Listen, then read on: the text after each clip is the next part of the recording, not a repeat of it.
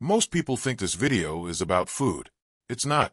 When someone is hours away from execution, they get one last choice. Not about their life. Not about their future.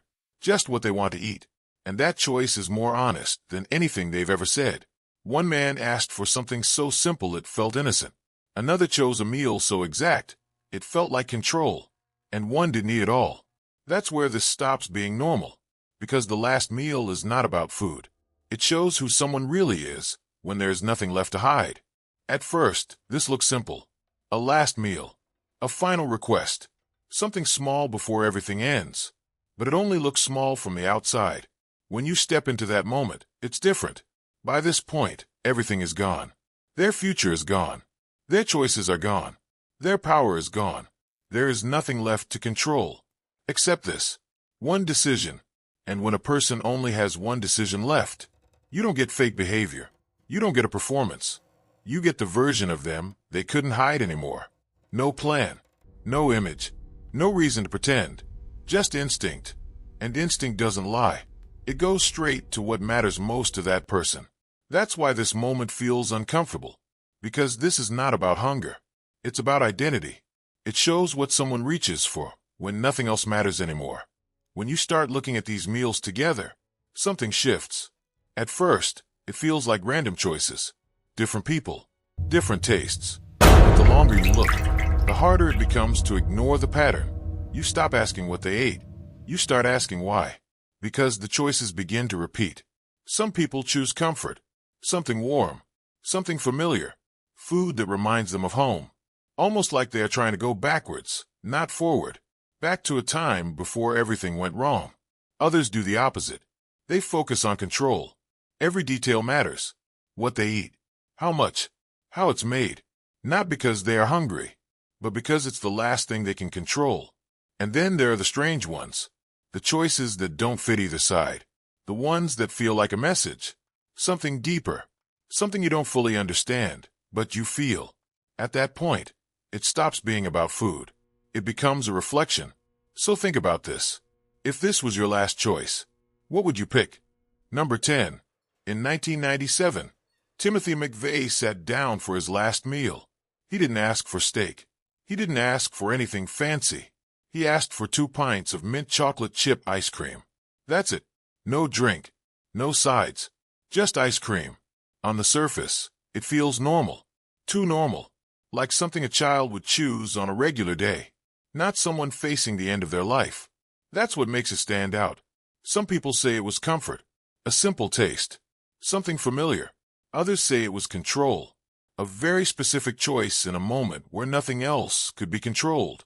But there's another layer. It feels ordinary. And that's what makes it disturbing. Because you expect something extreme. Something emotional. But instead to feel simple. And that contrast is hard to ignore. Number 9. Gary Gilmore chose a simple meal. A burger. A baked potato. Black coffee. Nothing unusual. Nothing memorable. But the focus was never the food. It was him. The way he acted. Witnesses said he was calm. Too calm. Not nervous. Not emotional. Just steady. Like this was just another decision. Not the last one he would ever make. That's what makes it unsettling. Because most people expect fear. Or regret. Or something that shows the weight of the moment. But here, there was none of that. Just quiet control. So what does that mean? Was it acceptance? Or was it something colder? Something deeper that doesn't show on the surface? Number 8. Ted Bundy did something different. He didn't ask for anything. No special request. So the prison gave him a full meal. Steak, eggs, toast, a complete plate. But he barely touched it. And that changes the pattern. Others reached for something. Comfort, control, meaning. He didn't reach at all. It wasn't about food anymore. It wasn't about the moment. It felt like absence. Like nothing there mattered to him anymore. No connection. No interest. Just distance. And that kind of detachment says something very different. Up to this point, things make sense. Comfort, routine, simplicity. You can explain it, but then it changes. Because not everyone treats this moment the same way. Some people don't just choose a meal. They use it. They turn it into something else. A way to control something. A way to send a message. a way to leave something behind. And once you see that shift, you start to look at every choice differently. Number 7.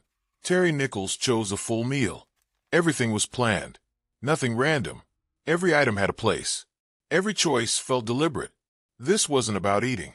It was about deciding, breaking things down into choices, holding on to control in the only way left.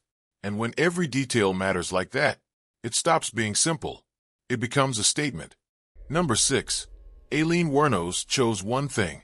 Black coffee. Nothing else. No meal. No extras. Just coffee. That stands out immediately. This doesn't feel like comfort. It doesn't feel like control either. It feels like refusal. Like rejecting the moment itself. Like saying this ritual doesn't matter. And when someone strips it down that much, it says something powerful. Number 5. John Wayne Gacy chose the opposite. A large meal. Fried chicken. Shrimp. Fries. A lot of food. More than needed. That contrast matters. Some people simplify. Others take more. They expand the moment. Take everything they can. Not because they need it, but because it's the last time they can. And that kind of choice feels like control in a different form. Now the pattern is clear. Comfort, control, refusal, excess, different choices, same moment, and that leads to something uncomfortable. People don't change at the end. They don't become someone new. They get exposed.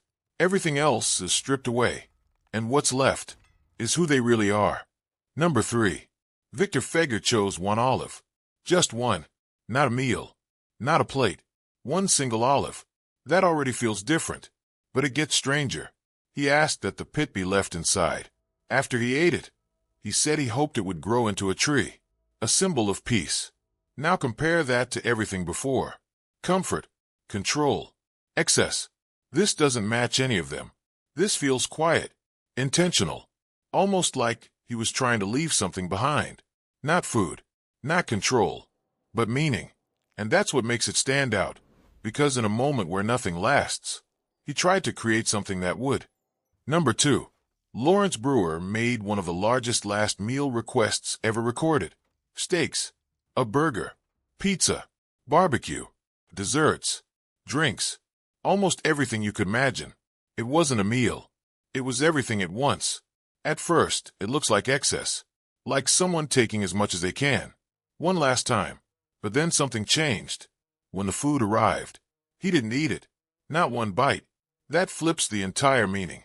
Because now it's not about hunger. It's not about comfort. It's not even about control in the usual way. It feels like a message. A final act. Something meant to be seen. Something meant to make people react. And it worked. Because after this case, things changed. Number 1. That one decision had a real impact. After this, Texas ended the tradition of special last meals. No more large requests. No more custom choices. Just a standard meal. For everyone. One decision. Changed the system. Think about that. Out of everything on this list, this is the only one that didn't just reveal something. It changed something. And that raises a bigger question. Was this about food at all? Or was it the final move in a pattern that had always been there? Now step back and look at all of it. All the choices. All the patterns. Some people chose comfort. They went back to something familiar. Something safe. Others chose control. Every detail mattered. Every choice had purpose. Some rejected the moment completely. They stripped it down. Removed everything. And others turned it into a statement. A final act. Something meant to leave an impact. Different choices. Same moment. And that leads to one clear truth. People don't become different at the end. They don't suddenly change. They become clear. Everything else falls away. And what's left is what was always there. So now the question is not about them anymore. It's about you. Because it's easy to watch this from a distance. To judge it. To analyze it. But imagine everything is gone. Your future. Your plans. Your control. And you are left with one choice. Just one. What would you pick? Would it be comfort? Something familiar? Something that reminds you of who you were? Or would it be control? Something precise. Something that proves you still decide. Or maybe something else. Something no one expects. Take a moment. Don't answer quickly. Because that answer says more about you than you think.